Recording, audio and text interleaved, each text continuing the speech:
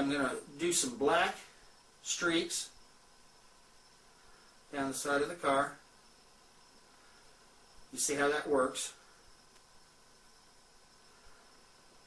You may want to stir up your thinner because you might have some nice cool stuff in there. Ah, yeah, some interesting stuff in there. Alrighty, a little bit of brown. Dip in the thinner. Dip in the thinner again because obviously I had too much there. Ah.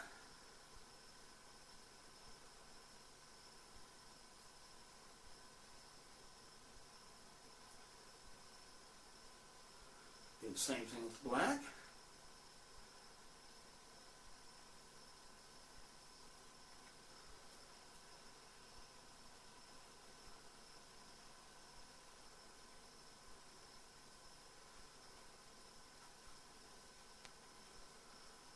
And we just about got this car close to done.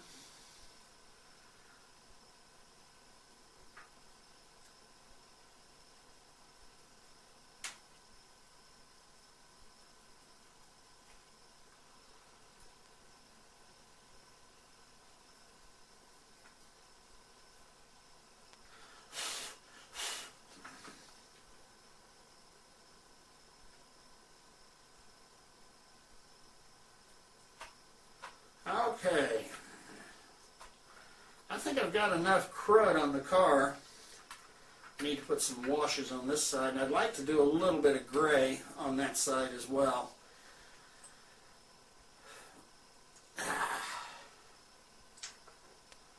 Alright, I'm using flat gray.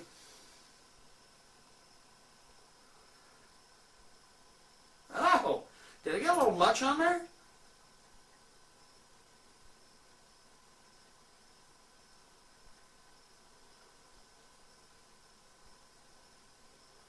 Looks like I did.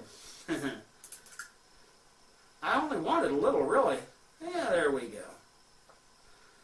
Kind of looked like it hauls kale in or something. Alrighty.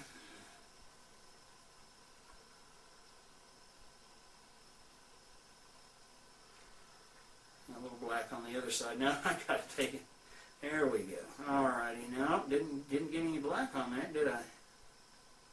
Ah, that might be why. There we go. Crud. Doesn't that make you mad? But then again, that's why you got thinner.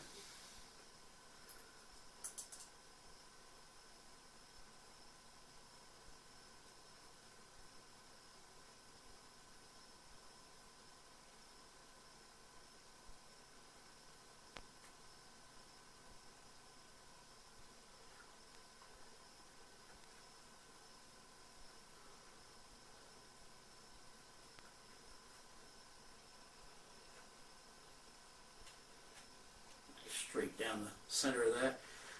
Alrighty, now I just got to get ready to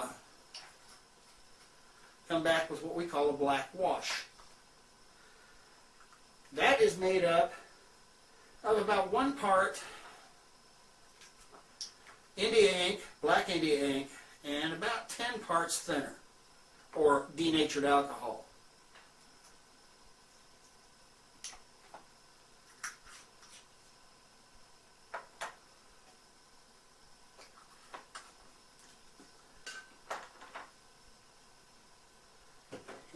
Some black wash. Ah, here it is. Yeah, I've been holding on to this. I've been using that bottle for a little over a year, so I did quite well with that one. Like I said, it was about 1 part. Actually, all I did was pour just enough India ink in the bottom of this big medicine bottle, and then I filled it up with denatured alcohol, which you can pick up at any Walmart. You can pick up both at any Walmart. So what I use here is a nice big, fairly fluffy brush, and we go over the car, and don't worry about the fact that the paint isn't dry on the car yet. That's not going to matter. This is going to bring everything together. You just go over everything, everything. Everything, every bit of the car you go over. Don't worry about it. Even if you mess up your perfect weathering job, this is going to pull everything together. And this will pull the whole thing together. And then you just sit and let it dry. And what we're going to do is we're going to take a little bit of a break. We're going to sit and let this thing dry for a while.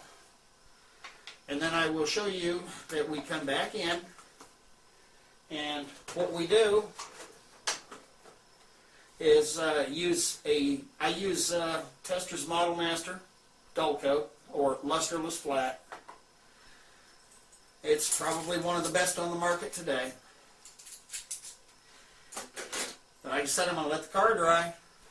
The car will look fine without putting the flat on it, but you put the flat on it to protect everything else. So until I get back to it, happy railroading. Okay, we're back. And what I'm going to do now is start shooting the dull coat on. And you basically do it a little at a time. You don't have to. Yes, I know I'm indoors, but I've got plenty of ventilation in here, believe it or not. Always, when you're going to use spray cans of any kind, don't do it in the house, you know, or in a really heavily enclosed area. Yes, I'm doing this in the train room, but like I said, I've got full ventilation in here. Believe me, there's plenty of ventilation in this building, especially when the wind's blowing. You ought to see the crap that lands on the layout. Anyway, make sure you got it shaken up and stirred up very well.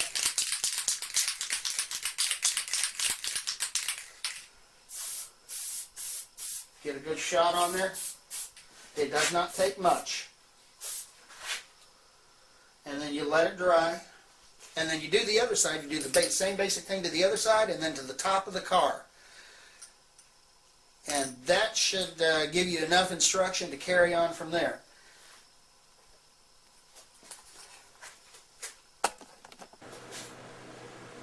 Okay, we're back. As you can see, the car is looking good now, pretty much on both sides.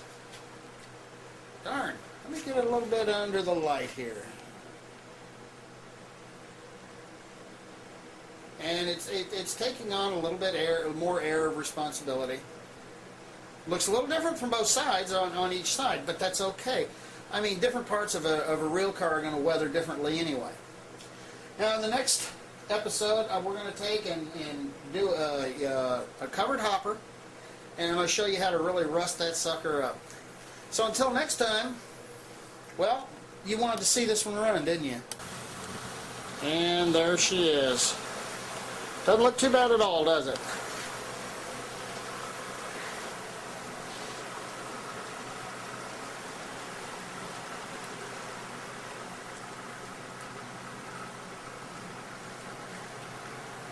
Well, I'm sure enjoying the way that one turned out myself.